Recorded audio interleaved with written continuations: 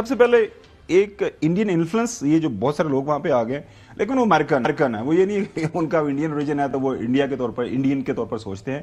اور پاکستان افغانستان ہم priority list پہ کہیں ابھی تک کوئی بیان نہیں آیا ان کے کسی بھی عہدیدار کا، نہیں تو ہمیشہ آپ کو پتا ہے کہ ہم ایک فلیش پوائنٹ ہوا کرتے تھے. اس کی کیا وجہ؟ دیکھیں دو چیزیں ہیں، ایک وقت ہوتا تھا ہم سنتے تھے اسرائیلی لابی، اب ایک انڈین لابی بھی امریکہ کے اندر موجود ہے، اور وہ انڈین لابی جو ہے وہ آپ کو کانگریس میں بھی نظر آئے گی. وہ اسٹیٹ ڈپارٹمنٹ میں جو پریزیڈنٹ آتا ہے وہ بہت ساری ایگزیکٹو جو ہے executive head of the state جو ہے وہ اپوائنٹمنٹس کرتے ہیں، ان میں بھی آپ کو نظر آئیں گے. فار ایگزامپل آپ نے تلسی گیبرڈ کو دیکھا جو مودی صاحب کی دوست ہیں، پہلے ہی نریندر مودی جب گئے ہیں، ابھی تو پہلی ملاقات right after the confirmation of the senate Tulsi Gabbard نے مودی صاحب سے کی. اور تلسی گیبرڈ ناظرین وہ ڈائریکٹر نیشنل انٹیلیجنس ہیں، 22-24 محکمے ہیں اس کے اندر، ساری کی ساری 18 جو ایجنسیاں وہ ان کے نیچے ہیں. پھر کاش پٹیل ایف بی آئی کے ہیڈ ہے. پھر جو ابھی جو جس بندے نے ڈونلڈ لو کو ریپلیس کیا ہے، ٹھیک ہے جی، مشہور ڈونلڈ لو کو ریپلیس کیا، از آلسو ساؤتھ ایشین. وہ 4 کتابیں لکھ چکے ہیں اور ان میں 2-3 پاکستان کے خلاف انہوں نے لکھی ہوئی ہیں.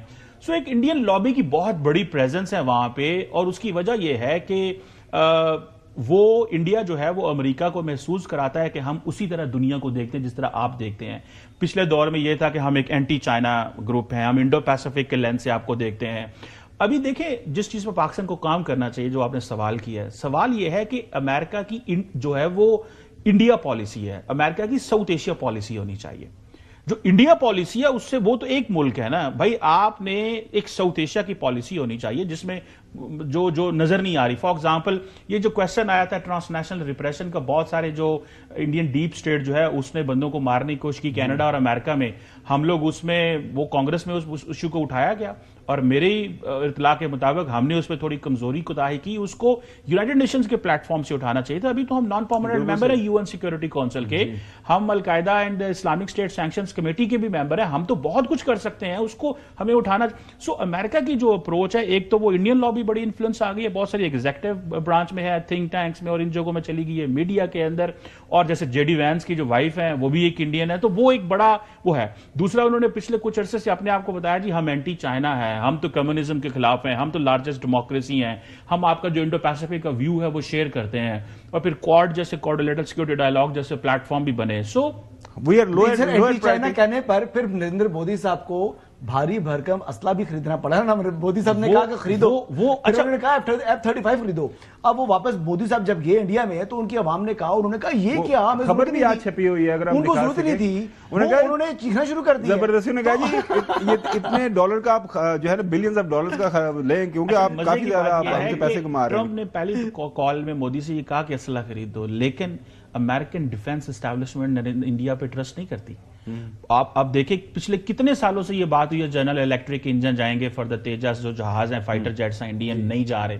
بہت ساری جو ٹیکنالوجی ٹرانسفر ہے اس پہ انڈین اسٹریٹجک کمیونٹی چیخ رہی ہے کہ یہ بولتے بہت ہیں، دیتے ہیں کچھ نہیں ہے. اب F-35 کی بات ہو رہی ہے، وہ کہہ تو رہے ہیں لیں، لیکن وہ دیں گے نہیں ان کو، بیکاز وہ اس کی وجہ ہے کہ انڈیا کی پالیسی ہے، وہ کہتے ہیں ملٹی الائنمنٹ، اسٹریٹجک اٹانومی. ہم آپ کی بات نہیں سنیں گے، ہم رشیا کے بڑے قریب ہیں، ہم رشیا سے تیل لے رہے ہیں، پوری کی پوری $100 بلین کی وہ ٹریڈ کرتے ہیں چائنا کے ساتھ. سر $125 ارب کی چائنا کے ساتھ ہے، $60-70 ارب کا انہوں نے رشیا سے تیل خرید دیا ہے. دنیا کے اندر یہ پرسپشن ہے کہ جو رشیا یوکرین سے لڑ رہا ہے وہ انڈین پیسے کے ساتھ لڑ رہا ہے، بیکاز انڈیا نے وہ پیسے. ڈاکٹر صاحب کو موجودہ حالات میں کیا کرنا چاہیے foreign minister? Sir I don't know, لیکن میں خالی بتا رہا ہوں کہ ہندوستان جو ہے ان کی جو ریلائنس کمپنی ہے وہ ایون وینزویلا کے اندر پہنچی ہوئی ہے، اور وہاں سے وہ کروڈ آئل لیتے ہیں وینزویلا سے، اور وہ آ کر جو ریفائنریز ان کے پاس وہ اسٹیبلش کر چکے ہیں رشیا کے تھرو ود ہیلپ، اور وہاں سے وہ اپنا جو ہے نا کافی سستا آئل لیتے ہیں. خالی رشیا سے نہیں، یہ وینزویلا سے بھی جا کے لے کر آ رہے ہیں.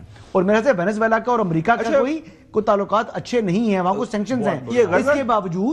اس کے باوجود ہندوستان نے امریکہ کا اس پریشر کو خاطر میں نہیں لے کر آتا. صرف رشیا از ناٹ الون. تو یہ بھی دیکھ لینا کہ وہ ہندوستان کا جہاں اپنا مفاد ہوتا ہے وہ چلا جاتا ہے، لیکن اب آگے ہیں پریزیڈنٹ ٹرمپ، وہ اب ایسے نہیں کرنے دیں گے. میرے خیال مطابق اس کی کاسٹ پے کرنی پڑے گی. غزہ کے حوالے سے پہلے آپ کو بیان سناتے ہیں پریزیڈنٹ ٹرمپ صاحب نے کیا فرمایا، اس کے بعد کرتے ہیں. The US will take over the Gaza Strip and we will do a job with it too. We'll own it and be responsible for dismantling all of the dangerous unexploded bombs and other weapons on the site.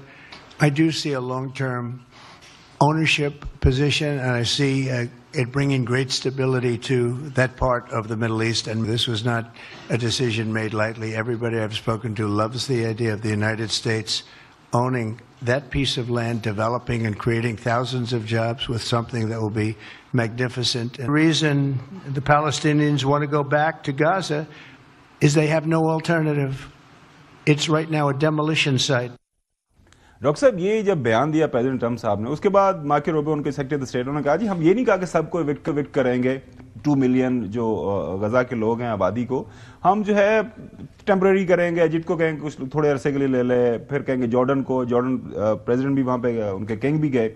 अब problem यह है कि middle east जो काफी ज्यादा इसके ऊपर इज़्तिराब का शिकार है कि ट्रंप साहब की कर रहे हैं, क्यों? इसका असर जाहिर है पूरे मिडिल ईस्ट के ऊपर पड़ेगा। और व्हाट डू यू थिंक, ये well president walk the talk, ये वाला जो बात की उन्होंने? देखिए, 2 कॉन्फ्लिक्ट जोन है और दोनों के अंदर डोनाल्ड ट्रंप अपने इकोनॉमिक इंटरेस्ट देख रहे हैं। मैंने यूक्रेन की बात की जहां पे वो मिनरल्स के हवाले से कह रहे हैं कि हमें ये मुआहदे दें।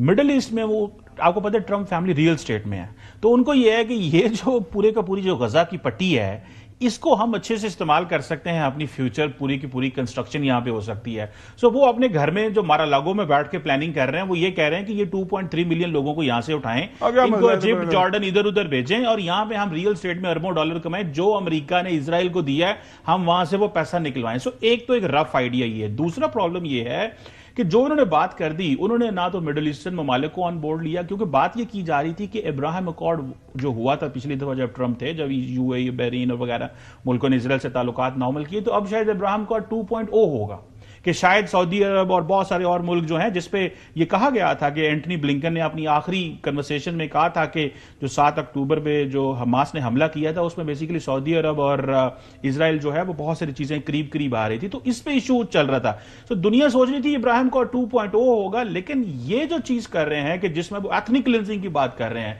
अभी देखिए जॉर्डनियन बादशाह वहां पे गए हुए थे, घबराए हुए थे ट्रंप के साथ। जाते जाते ये बता दीजिएगा इसाक डार साहब को क्या करना चाहिए एज ए फॉरेन मिनिस्टर? देखिए, पाकिस्तान की एक पॉलिसी है, थोड़ी सी ये पॉलिसी ऑफ स्ट्रेटेजिक पेशेंस, थोड़ा सा हमें थोड़ा खुल के खेलना चाहिए, अपनी बात रखनी चाहिए, अपना मौकफ रखना चाहिए। दुनिया, हम ये तो नहीं है कि हम एक बड़ी ताकत हैं, बड़ा मुल्क हैं दुनिया। देखिए गुमन साहब, हमने दुनिया के साथ मिलकर दहशतगर्दी की जंग लड़ी है, दुनिया को हमारी कामयाबी से लड़ी है। हम कोई शाम यमन नहीं बने, हम एक मजबूत मुल्क हैं। अपनी बात रखनी चाहिए, अपनी साइलेंस कोई अप्रोच नहीं होती। मेरा ख्याल है कि अच्छे एडवोकेट हमें चाहिए। बहुत शुक्रिया डॉक्टर साहब।